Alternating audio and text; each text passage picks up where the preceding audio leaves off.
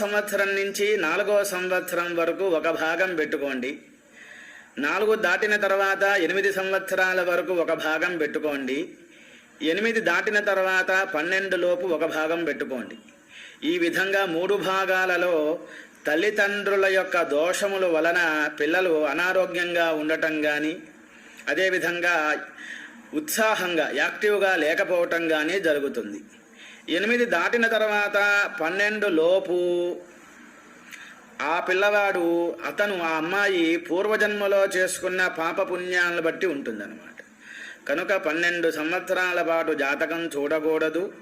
12 సంవత్సరాలు వచ్చేంత వరకు కూడా పిల్లలకి జాతకం చూపించకుండా నిరంతరము శివాభిషేకముచ్చనం చేయిస్తూ ఉండాలి, నవగ్రహ ఆరాధన చేయిస్తూ ఉండాలి, ఆయుష్య హోమం చేయిస్తూ ఉండాలి. ఈ విధంగా 12 సంవత్సరాలు తర్వాత